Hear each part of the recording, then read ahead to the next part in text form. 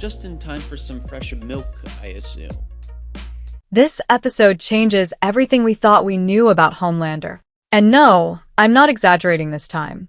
Episode 6 might secretly be the most important chapter of The Boys Season 5 so far because beneath all the chaos, betrayals, and exploding bodies, this episode is really about one terrifying idea: what happens when Homelander finally stops pretending to be human. By the end of this episode, alliances are shattered. Gen V characters are pulled directly into the main story. Butcher crosses another line that he can never come back from, and there's one moment involving Ryan that honestly might decide the fate of the entire series. But the craziest part? I don't think the biggest villain in this episode is Homelander. I think it's fear.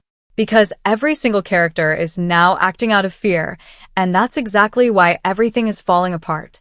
We're breaking down the ending, the hidden connections to Gen V, why Kate Dunlap may already be manipulating more people than we realize, and the terrifying truth behind Homelander's final scene. Because trust me, if you miss the small details in this episode, then you miss the real story.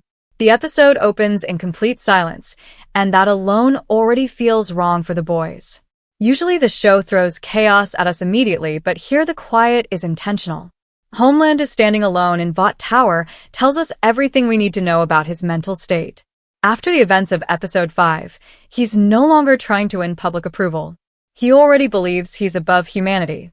That conversation with Sister Sage earlier in the season planted the seed, but now it's fully growing into something dangerous.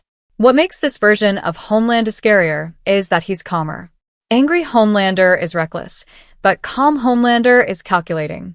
And throughout this episode, we constantly see him testing people, studying them, almost like he's deciding who deserves to survive in the world he wants to build. Meanwhile, Butcher and the boys are falling apart faster than ever. One of the smartest things about this episode is how every member of the team is beginning to represent a different response to trauma. wants control. Huey wants hope. Frenchie wants redemption. Kimiko wants peace. And Butcher? Butcher wants destruction. The scene where he stares at the virus sample tells us everything without saying much at all. He's reached the point where saving the world matters more to him than saving his soul. That's the tragedy of Butcher. Every season, he becomes more like the monsters he hates. And this episode finally forces the audience to ask a question they've been avoiding for years. If Butcher succeeds, will there even be anything good left of him afterward? The Gen V connections in this episode are absolutely massive, especially the appearance of Kate Dunlap. Now, if you watch Gen V Season 2 carefully, then Kate's behavior here immediately feels suspicious. She barely speaks, yet somehow every room she walks into feels tense. That's intentional. Kate's powers are terrifying because they don't just control bodies. They destroy trust. And the episode quietly hints that several important characters may already be under her influence. There's a moment where a Vought security guard suddenly changes his story mid-conversation, and the camera lingers on Kate for just a second too long. That is not accidental. The writers are telling us something. Kate doesn't need to fight physically because she can rewrite the rules of reality around people. Honestly, she may already be one of the most dangerous characters in the franchise. What's even more interesting is how the show parallels Kate and Homelander. Both characters desperately want control, but for completely different reasons. Homelander wants love. Kate wants safety. That difference matters because it could determine which side she eventually chooses. Remember, Gen V already showed us that Kate is emotionally unstable and deeply vulnerable to manipulation. Homelander understands people like that better than anyone. He knows exactly how to turn damaged people into loyal followers. That scene where he speaks to her privately feels less like a conversation and more like recruitment. And if Kate truly joins Homelander willingly, then the boys are in serious trouble because physical strength means nothing against someone who can invade your mind. The Ryan storyline is where the emotional core of the episode really hits. Ryan is trapped between two futures. One path leads toward humanity through Butcher, and the other leads toward godhood through Homelander. But what makes Episode 6 brilliant is that neither option looks healthy anymore. Butcher is becoming increasingly violent and unstable, while Homelander is becoming openly authoritarian. Ryan looking uncomfortable during Homelander's speech is one of the most important details in the episode. He's beginning to realize that his father doesn't want to protect humanity. He wants humanity to worship him. There's a huge difference between being loved and being obeyed, and Ryan is finally starting to understand that. One scene that deserves way more attention is the hidden classroom sequence involving the Gen V students. A lot of people probably saw it as a simple cameo setup, but it's actually doing something much bigger. The students are being studied almost like experiments, and Vought clearly sees them as the future of the company. This connects directly to the ending of Gen V Season 2, where the younger generation of Supes became increasingly radicalized. Vought doesn't just want superheroes anymore. They want controllable superheroes. And that's why Kate matters so much. She represents the perfect weapon for maintaining loyalty inside a new generation of unstable Supes. The Deep also has one of the darkest scenes in the episode, and strangely enough, it reveals how pathetic he truly is. His desperation for validation mirrors Homelander almost perfectly, just on a smaller scale. The moment where he violently lashes out after being mocked by Noor shows that Deep still hasn't evolved at all. He's still the same insecure man from Season 1 pretending to be stronger than he is. The difference now is that the world around him is collapsing, which makes insecure people far more dangerous. The Boys has always understood that weakness and cruelty often go together, and Deep is basically the perfect example of that theme. But the biggest reveal of the entire episode comes during the ending conversation between Sister Sage and Ashley. This scene is loaded with hidden meaning. Sage admits that her calculations are beginning to fail because human emotion keeps interfering with logic. That line is incredibly important because it mirrors the central conflict of the season. Every plan is collapsing because people keep making emotional decisions instead of rational ones. Butcher's rage. Homelander's need for love. Ryan's confusion. Kate's trauma. None of these things can be predicted perfectly, and for the first time, even Sister Sage looks genuinely afraid. That's terrifying because if the smartest person in the world no longer understands where things are heading, then nobody does. And then we get that final shot of Homelander, smiling, calm, completely confident. Not because he's won already, but because he finally believes he doesn't need humanity anymore. That is the real turning point of Episode 6. Previous versions of Homelander still wanted public approval. This version wants submission. The imagery throughout the episode constantly frames him above crowds, above buildings, almost like a religious figure looking down on worshippers. The show is no longer subtly comparing him to a dictator. It's openly embracing the idea. And once someone like Homelander stops caring about consequences, how do you even stop him anymore? Because at this point, the virus may not be enough. The Boys are divided. Ryan is conflicted. Kate may already be compromised. And Vought is quietly building an army behind the scenes. Which brings us to the biggest question heading into Episode 7. What happens if the final battle isn't humans versus Supes, but Supes versus Supes? Because the seeds for that conflict are everywhere in this episode. Ryan, Marie, Jordan, Kate, Sam. The younger generation is slowly being pushed into choosing sides, and once that happens, the world of the Boys may never recover. If Episode 6 was about fear taking control of every character, then the second half of the episode is where that fear finally starts creating monsters. And honestly, the scariest part is that most of these characters still believe they're doing the right thing. That's what makes The Boys different from normal superhero stories. Nobody here becomes evil overnight. They slowly justify terrible choices until they can't even recognize themselves anymore. And Episode 6 quietly shows that transformation happening in almost every major character at the exact same time. The biggest example of this is Sister Sage. Earlier in the season, she felt untouchable. Every conversation, every manipulation, every political move seemed perfectly calculated. But now we're finally seeing cracks in her system. There's this constant tension in the episode where Sage looks like someone realizing her own intelligence may not save her anymore. The scene where she studies Homelander from across the room says everything. She understands what he's becoming, but she also understands she helped create it. That's the irony of Sage's character.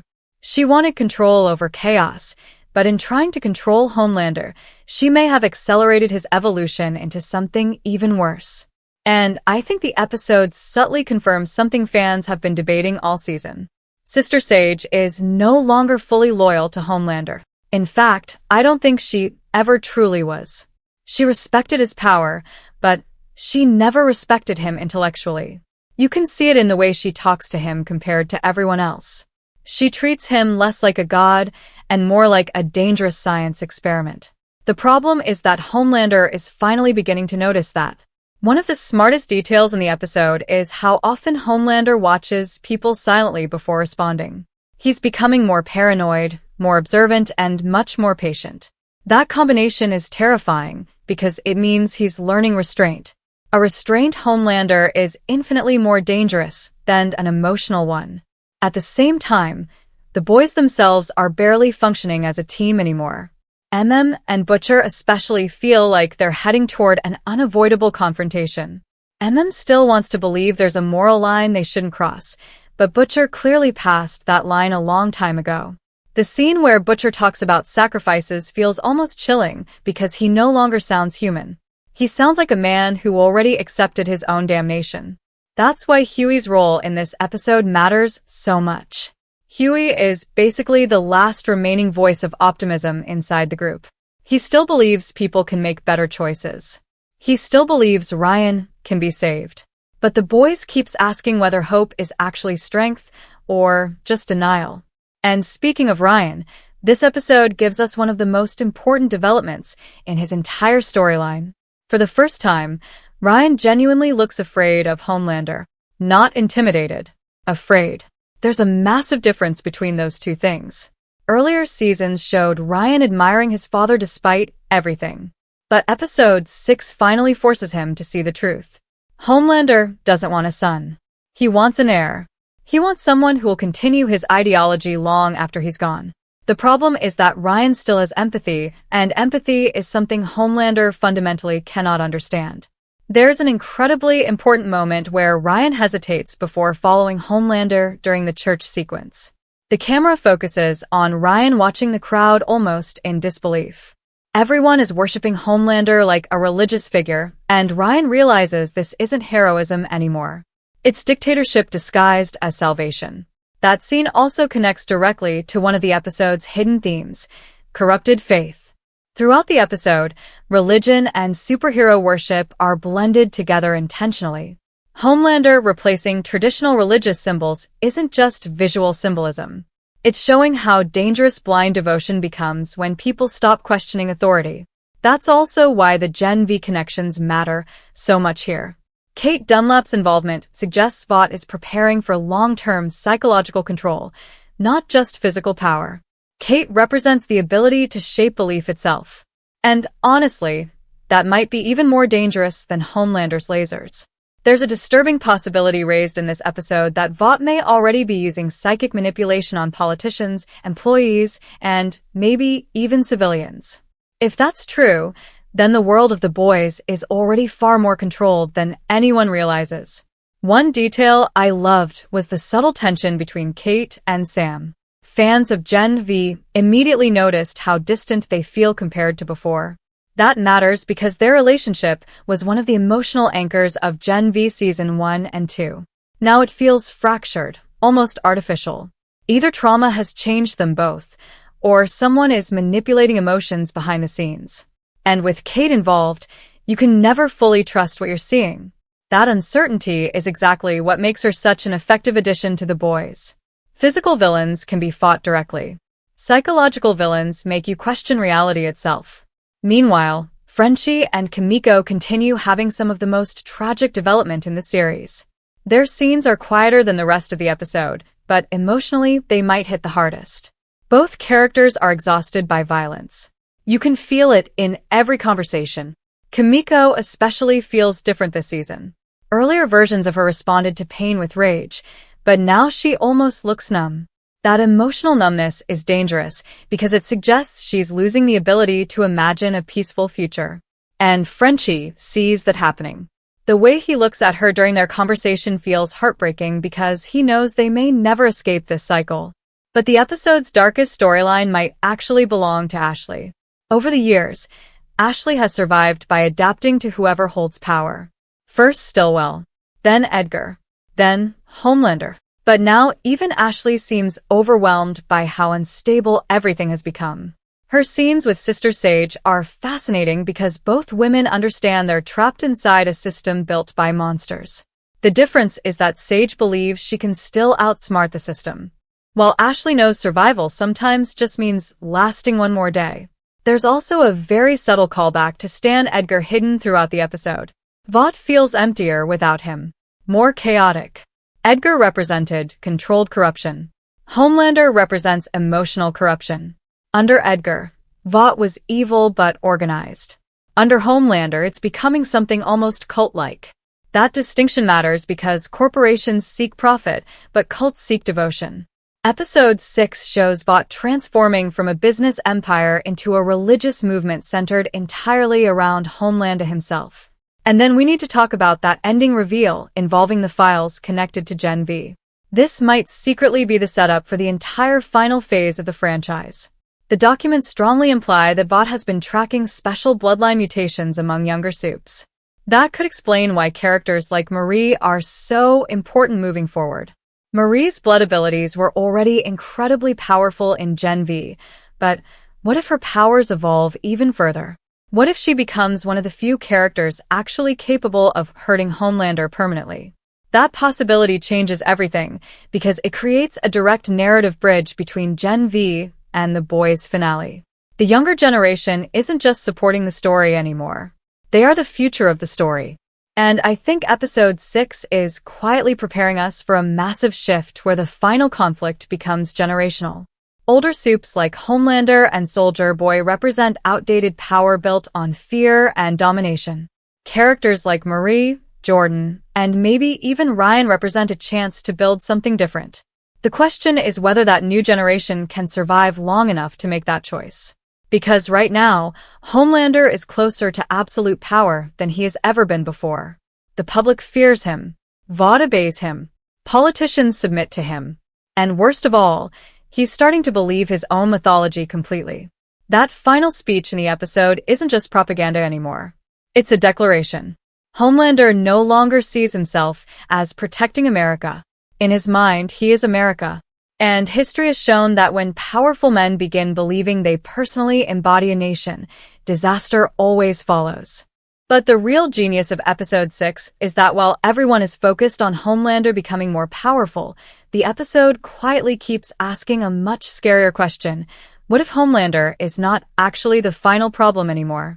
Because underneath all the violence and political chaos, this episode is secretly setting up something much bigger than one villain. It's setting up the collapse of the entire system that created him in the first place. And the clearest example of that comes through Vought itself. Earlier seasons portrayed Vought as this unstoppable corporate machine that could control media, politics, and superheroes all at once. But now, the company feels unstable, fractured, almost desperate. You can see it in the nervous employees, the increased security, the propaganda everywhere, and especially the way people react whenever Homelander enters a room. Nobody respects him anymore. They fear him. That difference completely changes the atmosphere of the show. There's a fantastic moment in the episode where one Vought executive immediately changes his opinion after Homelander slightly tilts his head. It's a tiny detail, but it says everything about the current state of power. Nobody inside Vought is speaking honestly anymore. They're surviving. And when an entire system becomes built on fear instead of trust, collapse becomes inevitable. That's exactly what episode 6 is building toward. This is also why the return of Gen V characters feels so important. Marie, Jordan, Kate, and Sam are entering a world where the older generation already failed. Think about it. Every major adult Supe we've seen is emotionally broken in some way. Homelander is consumed by narcissism. Soldier Boy is trapped in the past. Deep is pathetic and insecure. A-Train spent years running from guilt. Even Starlight carries trauma from her childhood. The younger Gen V characters are basically inheriting a poisoned world. And honestly, I think the episode is hinting that Marie might become far more important than fans realize. Her blood powers are terrifying when you really think about them. Gen V already showed she could manipulate blood internally, sense injuries, and even explode bodies. But what if those abilities evolve further?